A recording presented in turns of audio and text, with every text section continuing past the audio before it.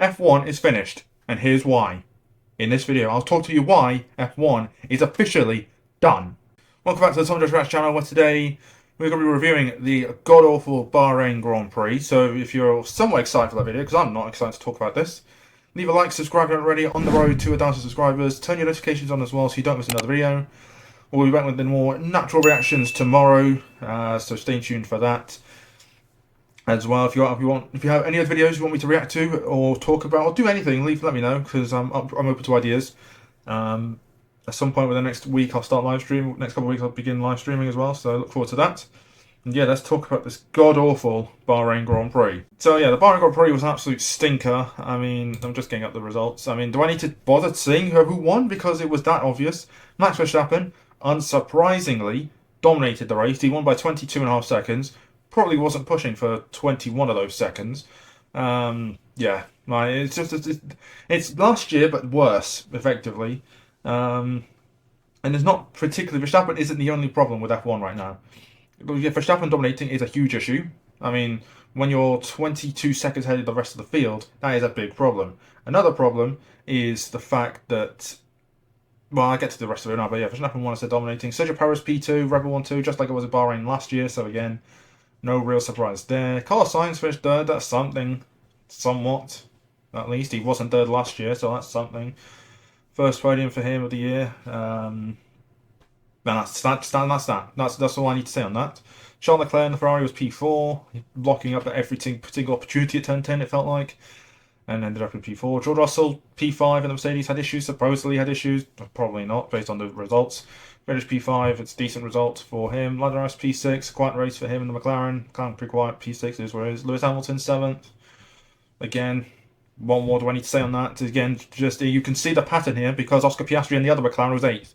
So, like, you know what the pattern is. Fernando Alonso and Lance Stroll, 9th and 10th for Aston Martin. That is going to be a theme I'm going to be saying for most of this year. And I'm telling you right now, I'm not looking forward to saying that. That's another problem. There's two. You have the top 5 teams and the bottom 5 teams. Top 5, bottom 5. And like that's how it's going to be for most of the year. Like, genuinely, I don't see a world where any of the bottom 10 drivers get more than 10 points this year. Like, 6 of them aren't going to score points. I'm going to say that now. And the others will get like 5 points, maybe a 4, a 2, and a 1. Like, it's going to be that boring. Stroll was backwards at turn 1 and still finished P10. That sums that up, doesn't it? Like that's problem number 2 with F1. First one was for Japan, and problem number 2 is this one. Like, it is just, like, there's a problem. Like, there's a clear, like, I don't get why F1 not doing anything about this. The first opportunity they had to screw Ferrari over in 05, they did. Same thing with Mercedes in 21, they did. Now, it's not just a Red Bull issue, it's a whole field issue. Like, and we've got this not only for the whole of 2024, but 2025 is going to be the same thing. Like, 2026 at the earliest is when we're going to get some sort of change. And by then it's probably going to be too late because 90% of the F1 community is going to be done and is going to do one. Because there's nothing exciting about F1 anymore. Like, and I'll get to the reason why. Because we go down the rest of the results. Zhou Guanyu, decent result in P11 for Sauber. Kevin Magnussen, Haas showing decent race pace. Like, Haas, this is the one thing Haas have improved. Like, seems like they've got on top of their race pace issue. Like, they were in the pack with the rest of them, so that's something. RB imploding with Daniel Ricciardo and Yuki Tsunoda having problems with the radio. Tsunoda not wanting to let Ricciardo through and decided to do it in the last 2-3 laps, which was kind of pointless at that point. And they didn't give it back, which I don't understand why. Alex Albon was having engine issues all day and finished 15th. Nico Hulkenberg spun Lance Stroll at turn 1, got front wing damage.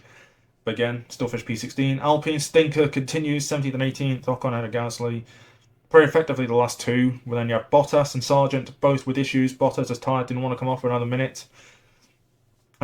Just Monaco 2019 flashbacks. And Logan Sargent, for whatever reason, decided to just stop on the track at turn 4, wait a lap, and then get going again.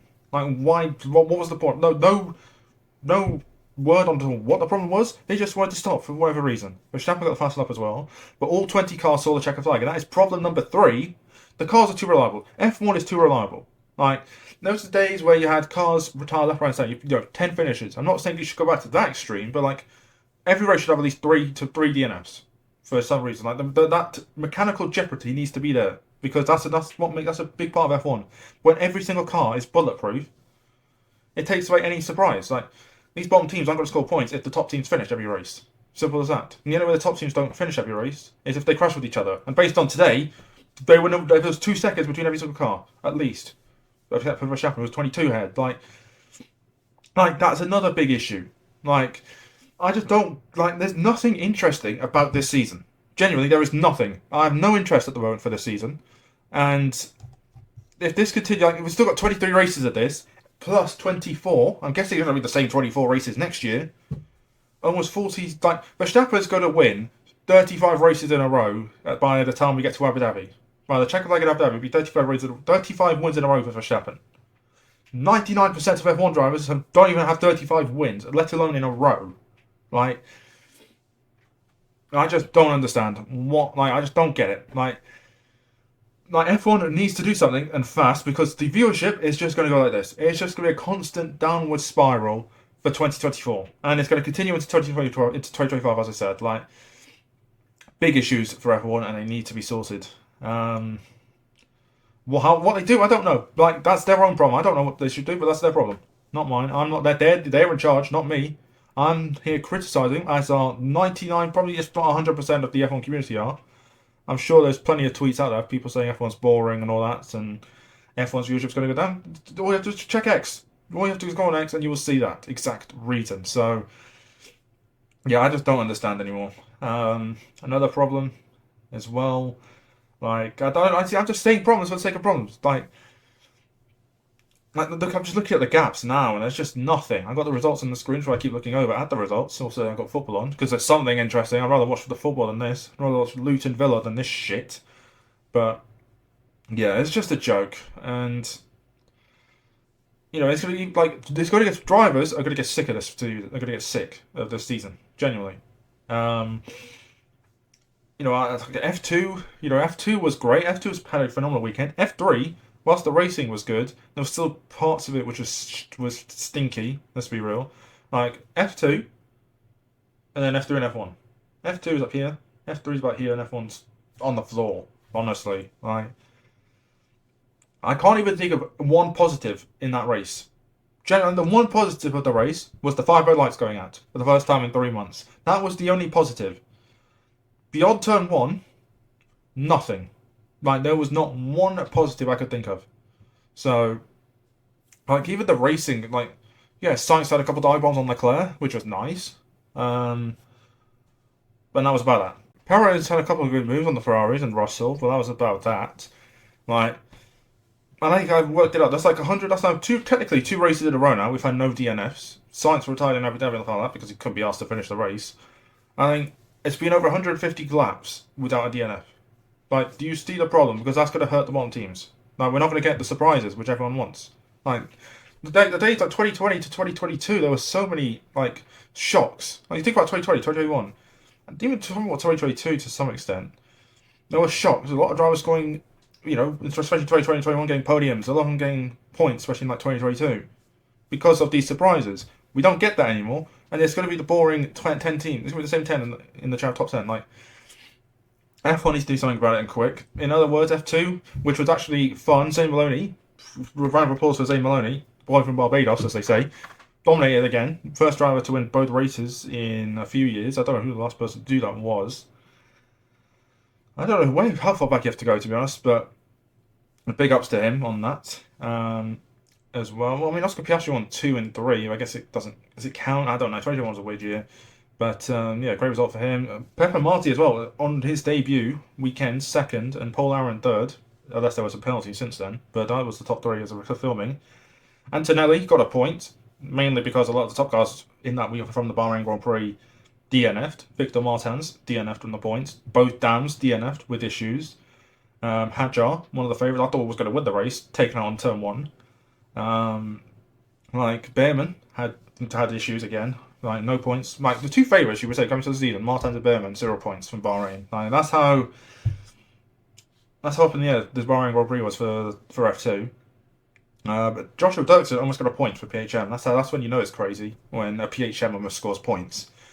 F3, Luke Browning helped won the race. Despite having an engine issue, still won the race. Again, sums that up, doesn't it? Ahead of someone who was second. Christian Mansell was second. And Tim Tramnich third. That was the top 3. Dino Beganovic had issues again. Just stalled up. He didn't stall. I think he had just stuck in anti-stall the whole start-finish rate. Went from pole to last. Or 29th because someone stalled. and then he was able to go to 14th. So he leaves the Bahrain Grand Prix with 2 points, which was the 2 points from pole. So he's had a stinker. Sebastian Montoya, no points. Surprise, surprise. But yeah, like that F3 was at least that was decent racing. F1 doesn't even have racing. Like the whole, like everything about this bar. This, as I said, first time in F1 history that there's been no DNFs in the opening round. Does that just sum it up? And we're talking about that, and that happens. And what happens? What do we get? The worst race in F1 history. So, what do we do anymore? Like, what's the point of like the season's a mess? Next season, the only interesting season about the only interesting thing about next year is the driver lineups because there's going to be some crazy lineups. Beyond that, it's going to be the same as this. So yeah, hopefully when I'm talking about a race this time next week in Saudi Arabia, we've had some sort of decent race. Otherwise, we're all screwed basically. Like if it's the same result as we get today, where the same 10 car score points and all 20 cars see the checker flag, let's just move on to 2026. Right, that's basically what I'm saying. So if you enjoyed this video, like, subscribe, all that. If you want to check out any other videos on this channel, click the links right here. Subscribe, which is here as well. And or you'll be like here actually in the screen, the results are cover. They'll be on the results thing. So, and I'll see you on the next one. Bye guys. What a stinker of a race.